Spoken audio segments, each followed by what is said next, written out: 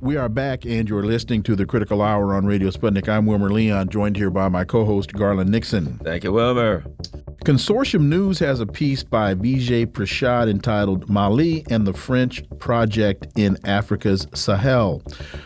On May 15th, the military junta in Mali announced it would no longer be part of the G5 Sahel platform.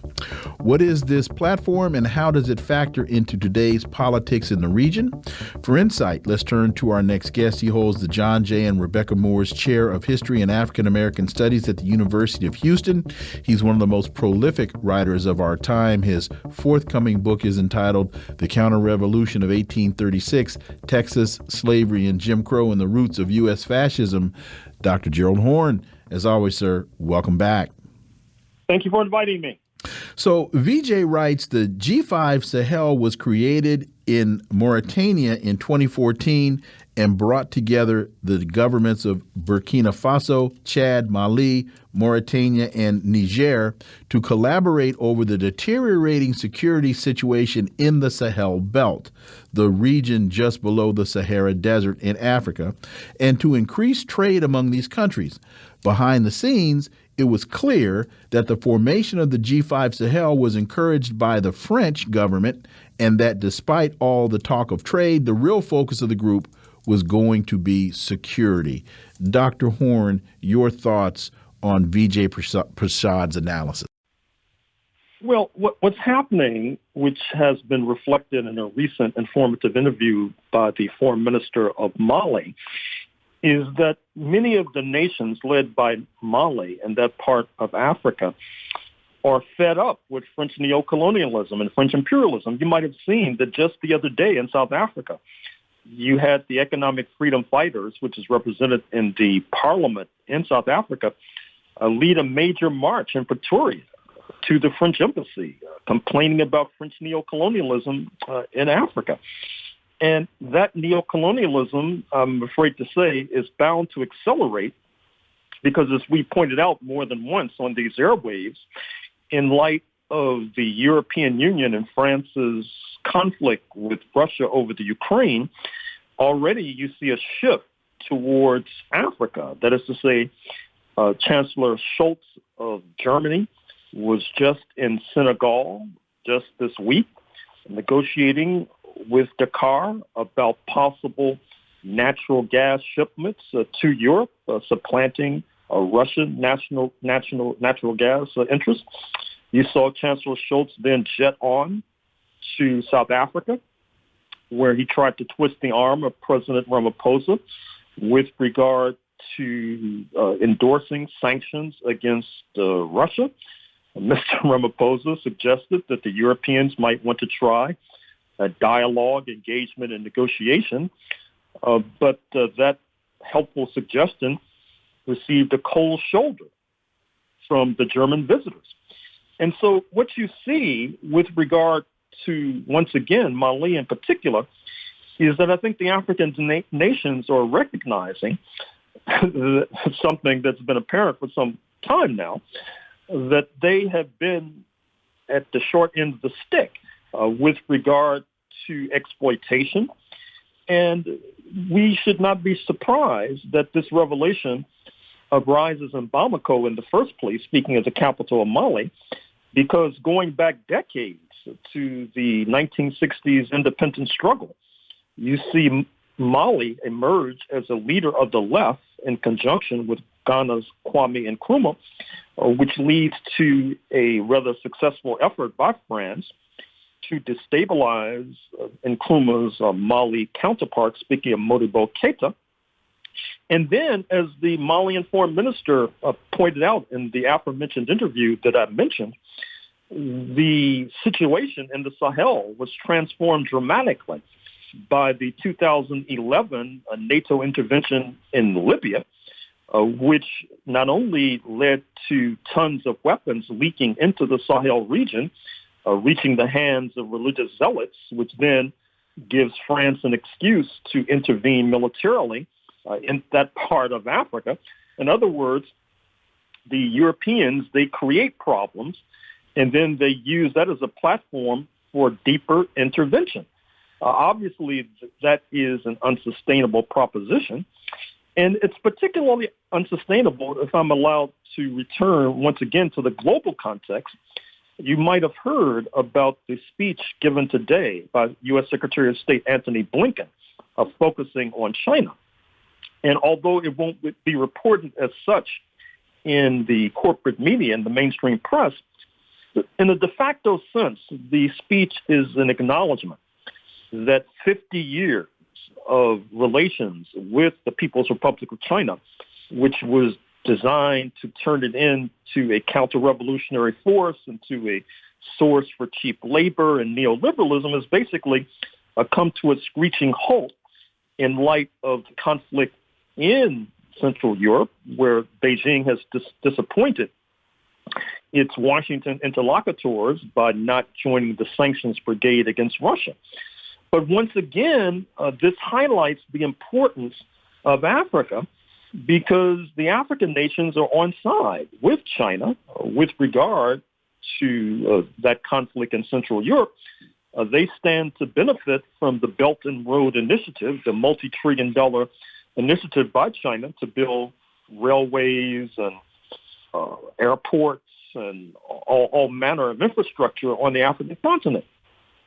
So I think if I may be allowed to go out on a limb, we may be on the cusp of a transformative global change, which involves the increasing, diminishing importance and profundity of the North Atlantic countries, which have dominated planet Earth for the last 400 to 500 years, and the rise of China in particular, and like a V-shaped brigade of geese, you will see China at the point flanked by African and Latin American nations and European nations who are wise enough to sense what is in store. I agree. And I do think you have to put India somewhere near the front of that pack, too, because I think they sense, I felt like this since this happened, that what India really sensed was that they aspire to be a rising power such as Russia. And I mean, they're a major power, don't get me wrong, but they don't have the same gravitas, shall we say,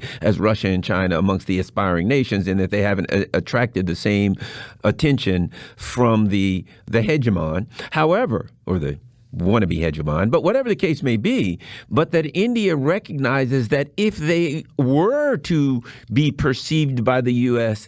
as a rising power in the same way that Russia and China is, that they would receive, the crosshairs would be on them the same. I've felt like that's why India, that's one of the main reasons why India is reticent to join the U.S. empire in their pursuit to take down Russia. Your thoughts? Well, I think India is also wary because it recognizes that U.S. imperialism would like to fight China to the last Indian.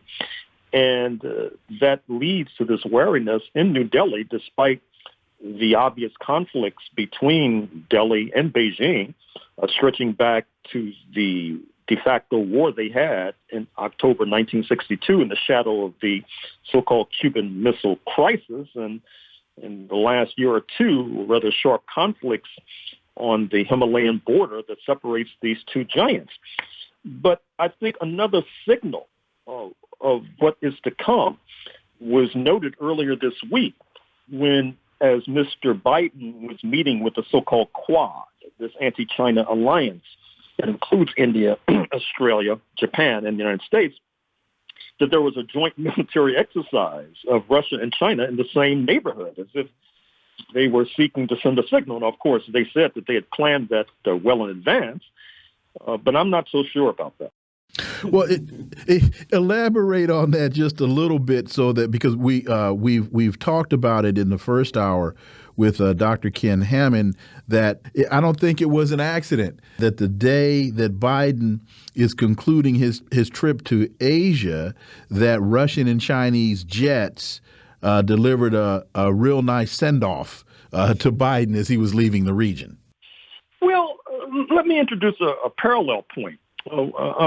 Josh Rogan, who is the hawkish anti-China correspondent for the Washington Post, has this book out, Chaos Under Heaven. And what comes out clearly is that the U.S. ruling elite is factionalized when it comes to China. You have a certain wing of the U.S. ruling elite, I think in the first instance of Steve Wynn, the casino magnate, whose interest in Macau under People's Republic of China administration earns more than his Las Vegas casinos, and even Henry Kissinger, who's made a major fortune since brokering the entente with China 50 years ago. Now, at the same time, there are these hawks who are hotly opposed to those like Kissinger and Wynn, but you don't have to be an oracle to recognize that oftentimes in these conflicts, the men with the money, what Rogan refers to as Trump's billionaire buddies, usually prevail. And it's going to be difficult for the United States going forward to mount a coherent strategy against these Copernican changes that we're talking about this morning when their own ruling class is so factionalized and so divided. You mentioned Kissinger. I was shocked to hear Kissinger at Davos say, y'all better solve this thing with the Ukraine because Russia ain't playing. You're going to have to give up some land and you need to settle this in the next couple of months or basically you're going to have a fight on your hands the likes of which you won't be able to win. I was shocked to hear Kissinger say that and say it at Davos. Am I making more of his comments than I should? None at all. And contrast what Mr. Kissinger said with the fellow titan of the U.S. ruling class, who's also 90-plus years old, speaking of George Soros said. Mr. Soros, who, as you know, is a kind of bête noire of the right wing, was actually more to the right of Kissinger, urging Washington to fight on in a de facto sense to the last Ukrainian. But once again, this illustrates the factionalism and the apex of the U.S. ruling class. And it's difficult for any class to move forward with coherence when they're so busily sniping at each other and shooting each other in the back. And so it seems to me that we're hearing from Italy and Hungary saying that they want, that they want to put together a peace deal. Olaf Scholz is reported to have said, some of his advisors, that he's not going to be the next, Kaiser. Does it seem that the cracks are growing, the fissures are growing in Europe? Well, they certainly are. And to circle back to our starting point, this opens up enormous opportunities for African nations to play upon the contradictions between and amongst the North Atlantic ruling class, which is one of the reasons why I would like to reiterate that interview with a Malian foreign minister, who, by the way, gave the interview in Moscow, of all places. Wow. So at the end of the day, you've got Kissinger making his statements. Are his comments falling on deaf ears, or do you think that he's speaking to those in control of policy that are going to bring a resolution to this thing as quickly as possible? It's hard to say because, as you know, these votes in Congress have basically featured a unanimity on the part of the Democratic Party caucus, increasing reservations on the part of certain Republicans, which is unfortunate for social progress because it allows the right wing to pose as the promoters of peace, which is ironic indeed and does not bode well going into this November midterm elections. Dr. Gerald Horne, as always, thank you so much for your time. Greatly, greatly appreciate that analysis, and we look forward to having you back. Thank you. Folks, you've been listening to the Critical Hour here on Radio Sputnik. Thank you for allowing our voices into your space. On behalf of myself and my co-host, Garland Nixon, we hope you were informed and enlightened, and we look forward to talking with you all right here tomorrow on Radio Sputnik. Be safe. Peace and blessings. We're out.